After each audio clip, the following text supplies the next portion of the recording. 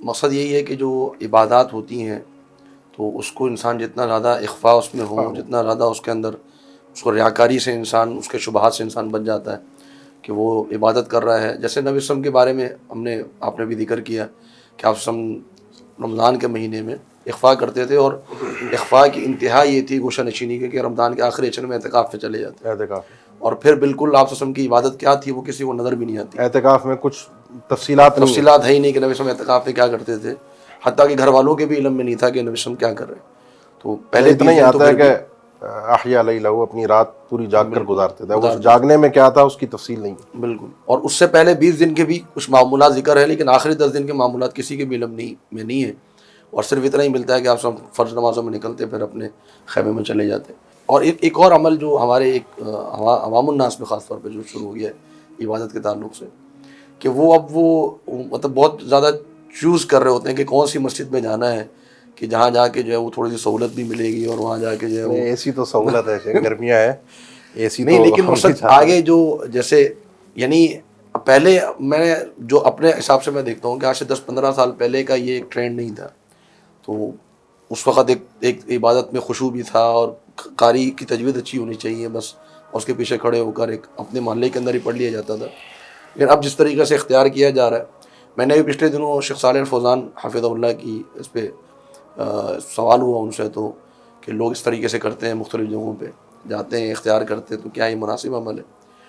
تو ان کا شیخ کا تو رائے یہی تھی کہ یہ مناسب نہیں ہے، اور انسان کو یہی کرنا چاہیے کہ وہ جو اس کے قریب کی مسجد ہو وہاں جانا چاہیے.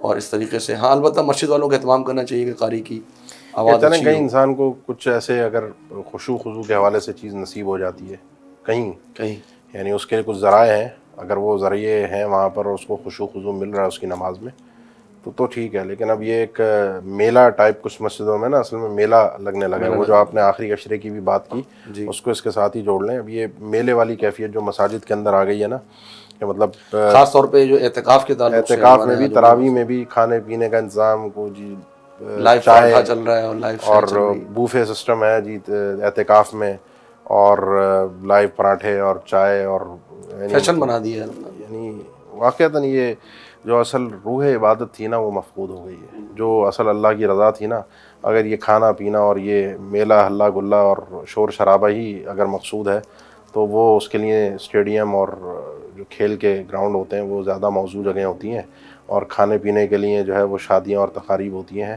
یہ مساجد جو ہیں وہ سہولت ہو، لیکن سہولت کے دائرے میں ہو، سہولت بڑھ کر مقصود نہ بن جائے. سہولت ایک ذریعہ ہوتی ہے، سہولت کو اگر ہم مقصود بنا دیں گے اور اس کو اس انداز میں بنا دیں کہ وہ اصل ہو جائے اور ساری چیزیں عبادت کی جو ہیں وہ سب بعد میں چلی جائیں، اور ایک مطلب جس کو کہتے ہیں سادے الفاظ میں کہا جائے برا نہ لگے کسی کو تو عیاشی والی چیز ہو، تو یہ چیزیں مقصود نہیں ہیں. جتنا عبادت کے اندر تذلل ہوتا ہے نا، جتنا انسان کی عاجزی ہوتی ہے، خضوع ہوتا ہے، جتنا اللہ کو سادگی کے ساتھ انسان نظر آ رہا ہوتا ہے، سنجیدگی ہوتی ہے، سنجیدگی ہوتی ہے، وہ عبادت کا مزہ کچھ اور ہوتا ہے.